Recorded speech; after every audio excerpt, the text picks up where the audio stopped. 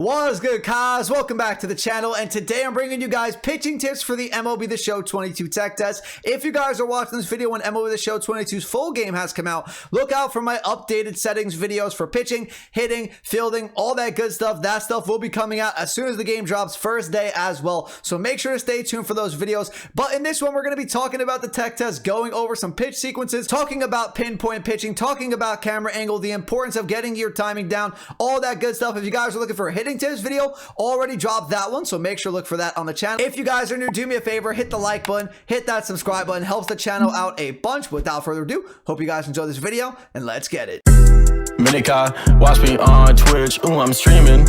I'm on YouTube, subscribe to the channel, red button beaming. Let's get that sub count, take over YouTube, ooh, we teaming. My content so high, ooh, yeah, I'm steaming. Ooh, yeah, I'm steaming, red button beaming. Okay, everyone, so we are here back on the MLB The Show 22 tech test, and today I am talking pitching tips. Already did a video on hitting tips, so if you guys want a hitting tips video, make sure to go check out the channel and check that video out. But in today's video, we are going to find out how to become a better pitcher in MLB The Show 22, and not only the tech test, but the full game, depending on when you're watching this video. Make sure to check the channel for any updated tips videos in the future if you guys are watching this when the full game does come out. And before we throw a single pitch, the first thing I want to do, like I talked about in the hitting tips video, is finding the perfect camera angle for yourself to actually pitch from. The default you guys are going to see right now, so this is coming from behind the pitcher. You're getting it from behind the pitcher's view. I actually don't like to go that route. A lot of people do go this route. They get better presentation, but like I said for the hitting tips video, I want something that's actually going to benefit my gameplay and make me a better player, and I feel like this is a different option to go with that actually makes me a better player, especially when it comes to pitching. So you're going to go to options, and you're going to go over to gameplay. So the default camera angle they give us as soon as you load up the game is going to be broadcast. I personally do not like that one. What I really liked in MLB The Show 21 was actually strike zone 3. And the reason why I'm going to show you guys right now, before we get into the rest of the pitching tips and the pitching settings, the reason why I like to use strike zone 3 is because instead of being behind the pitcher when you're actually throwing the ball, you're actually going to see it from a hitter's point of view. And the reason why you'd rather do that instead of pitching from behind the pitcher, because this is actually going to help you become a better hitter as well as a better pitcher, because not only when you're at the plate hitting wise are you going to see the ball from behind the batter's box, but now you're also going to see it from when you're pitching. You're going to be able to see from behind the batter's box, so you're actually going to get to see it both ways of the game when you're pitching and you're hitting the break of every single pitch. So when you're actually pitching, you'll know if I was in this situation at the plate, I'm getting this camera angle, what pitches am I looking for, what is the break going to look like, what pitch should I throw. So that's really the reason why I like to go with strike zone 3 instead of the broadcast setting from behind the pitcher. I like to do it where I'm looking from behind the batter's box because it benefits my hitting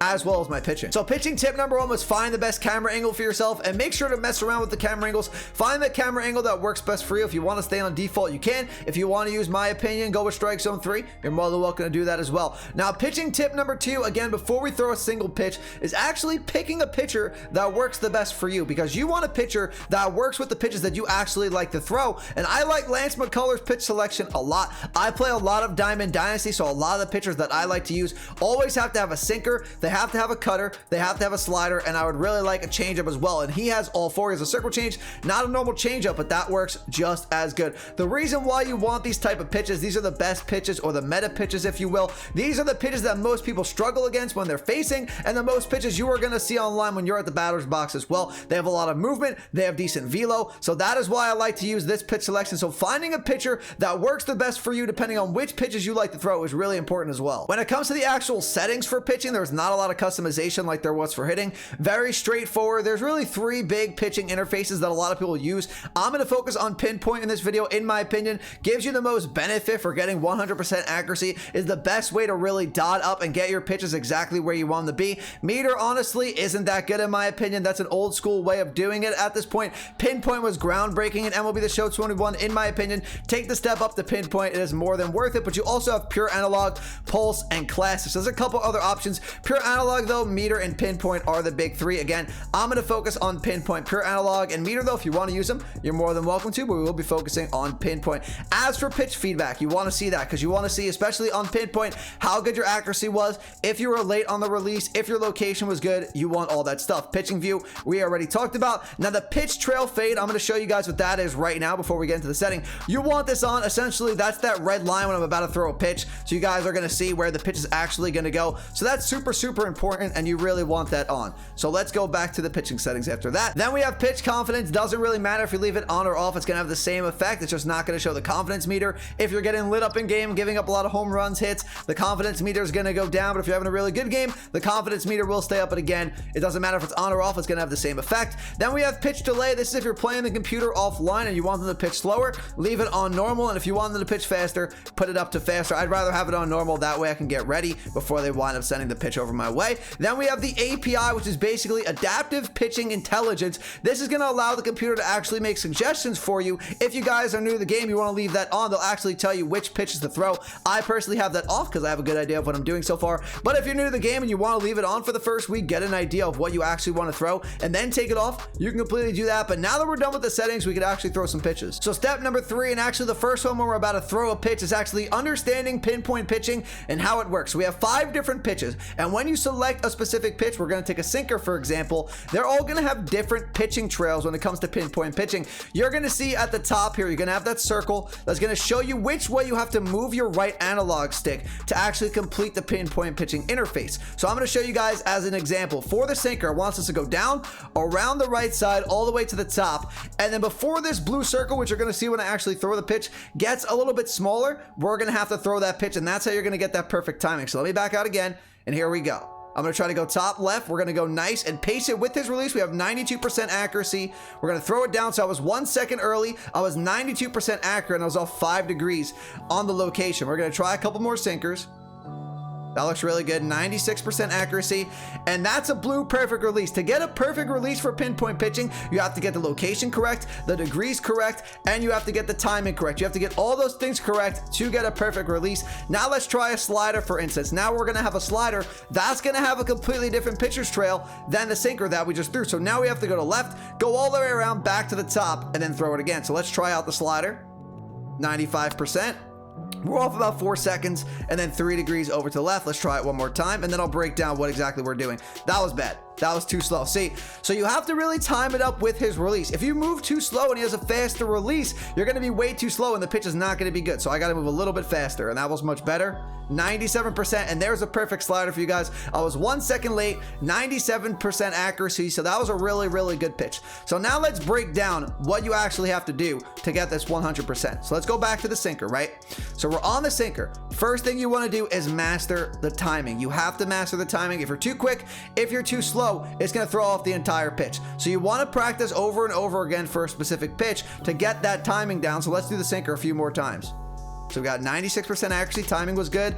4 seconds early. Now the 4 seconds early is actually on the release. That blue circle that I mentioned, let's go back to it. So you got to wait for this blue circle to get all the way down until you actually want to throw, and that's how you're going to get your timing. If you throw it when that blue circle is completely big, you're going to see I was 1 second and 39 milliseconds early. That's going to be a completely bad pitch. You got to get it to that blue circle. When that blue circle is closing and it's getting very, very small, that's when you want to fire, and that's when you want to pitch, and that's another 100% accuracy. So that's what you want to do when it comes to the timing. You want to meet that blue circle right at the end when it's as small as possibly can be. Now what you want to do is practice the motion. Practice the motion of pinpoint pitching. That one wasn't my best one, but again, the timing and the access of the degrees was really, really good. So you want to work around and keep trying these pitches until you get the timing down.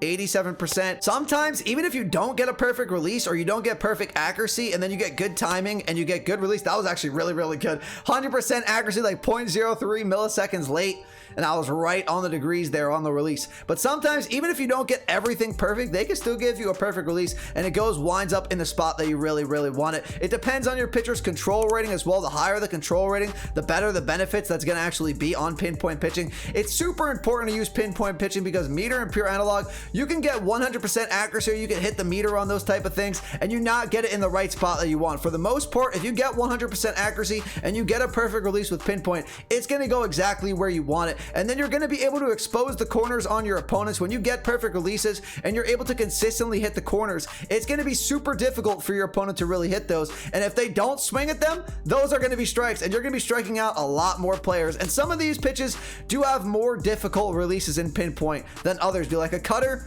this is very, very simple. One of the simplest ones. Fastball, really simple as well, especially a four-seamer. But when you go like something like a knuckle curve or a knuckle ball, those are a little more difficult. You have to go at an angle but I've gotten used to it through MLB The Show 21 to be a little bit better. So it's really going to take a little bit of time to get the timing down, to meet that blue circle, and get all the interfaces down when you're actually moving it with the right analog stick. Now, this is where pinpoint pitching gets a lot more difficult because now we are operating from the stretch, no longer from the set. So all those pitches with a decent amount of time you had to throw the ball and get those motions down, now they're all going to speed up. It's not going to be as slow as it was from the set. Now we have runners on base, pressure's on, and everything's going to speed up. Now the interfaces, or the trails rather, are not going to change. They're going to be the same motions that you were doing from the set, but now they're going to be quicker. So I'm going to show you a sinker, for instance. Definitely much quicker, you're going to see there, from operating from the stretch than we were from the set. Let me try a knuckle curve, which has a lot more motion than just a sinker. You got to get all the way around in time. Stanton's going to get a base hit off of us, but you got to get that timing down. So it's going to be the same exact thing. It's just a little more difficult because now the timing is a lot more speed up, and you have to get used to it because if you're operating from the set, you get used to that slow timing, and then once you get in the stretch, it completely changes because a lot faster. And the final thing I want to talk about in this video is actually how to pitch now. So we talked about the settings, the camera angle, the motion for pinpoint pitching, the importance of 100% accuracy, but now you actually want to know how to pitch in an at-bat, especially in an online game against better players as you get higher ranked in MLB The Show online play. So the way you want to format your pitches, in my opinion, you want a pitch selection that could work together. So you want sinkers and cutters. Those two pitches go really well together. Pretty much similar speeds for the most part. They look the same coming out of the hand, and they have two different breaks, which confuses your opponent. Then you have a slider and a changeup. Same thing with those pitches. They work really well together. That's why I like sinkers, cutters, changeups, and sliders all in my pitch selection for my pitchers, especially in Diamond Dynasty, because I like a lot of those pitches and they work really well together.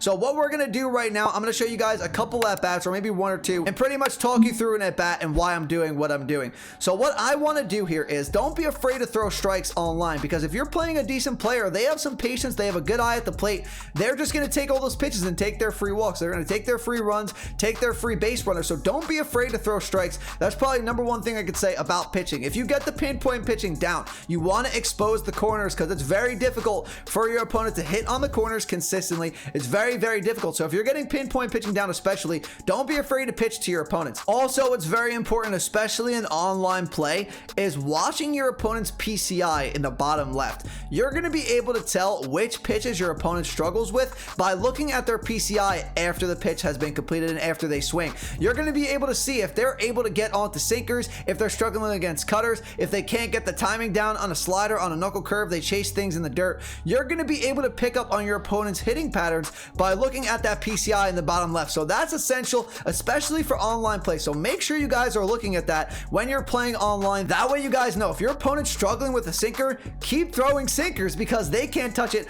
Watch that PCI, see where it is, see if they're completely off, and you'll be able to see which pitches you want to throw the most to your opponent. So it is really, really essential to take a look at your opponent's PCI after every single pitch. But now let's go through an at bat, and granted we are playing the computer, so they're not going to get fooled by some of the things online players, especially at the beginning of the year, would get fooled by. And like I said, I like to use sinkers and cutters together, sliders and changeups together, because what I want to do is I want to pretty much put a sinker and I want to put a cutter in the same exact spot before I pitch, because what they look like are almost the exact same pitch until the very end, and then both of them break two different ways. Sinkers will cut more towards the left if you're having a righty, and then cutters will cut more towards the right if you're using a righty. So it really looks like the same pitch for the most part to the very end, so your opponent's gonna have to decide which one they're gonna face. So let's try it out against the computer. Obviously we can't play online yet. Tomorrow when we get to actually play online, I'll definitely try this out for you guys as well, and then when MLB The Show 22 the full game drops, I'll be doing that too. But let's try. We're gonna go inside cutter. And finally, we got the computer to swing at that one. See, that cutter broke at the exact last second.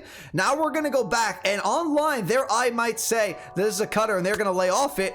And that's exactly what the computer did. He thought it was going to be a cutter again at the very last moment. It broke into a sinker, and he took it for a strike. That's exactly what you want. You want to fool them with a cutter drawn inside. Then they think a cutter's coming once again. Then that sinker breaks right into the strike zone to get that strike. Now what I would try to do is actually go off speed. Normally in that bat, I would go off speed here because we went with 3 sinkers and cutters combined. Now we completely fool them with the off speed stuff, and that's a textbook at bat right there for a strikeout. So we're going to try it one more time before I let you guys get out of here, because it's pretty much everything I want to tell you guys. But what I would say is when you're a righty facing a righty, so a righty pitcher against a righty batter, sinkers inside are textbook. Super difficult to hit, always tie up the batter, and they look like a strike for the longest time, especially in MLB The Show 21, unless they nerf the sinkers, which I doubt they do because it's always one of the best pitches. And then then sometimes you can catch them with that cutter out of nowhere that just drops into the strike zone. So let's try it once again against a righty batter here. So if we pinpoint this perfectly, which we did, we jammed him very, very well, and that was too difficult to hit. There was no way he was going to hit that well. Look at the PCI from the computer. Now just imagine if you're playing someone online, because the computers on Hall of Fame are supposed to be able to hit that. It's in the strike zone, very difficult pitch, and they could not hit it. Okay, everyone, that's going to do it for the pitching tips video. In the comments down below, let me know if this helped you, and if you want a hitting tips video, make sure to go check that out. That's on the channel as well. If you did enjoy it though, and you found it useful, do me a favor, hit the like button, hit that subscribe if you guys are new. I would greatly appreciate it. A ton of MLB The Show 22 content coming when the game fully drops, but enjoy the tech test. Let me know what you think. I'll be live streaming it on Twitch this weekend a ton, playing with a bunch of viewers. So if you guys want to play with me, come by the stream. It's on the screen for you guys right now. But that's gonna do it for me today, everyone. See you all in the next video. Have a great rest of your day. Peace out.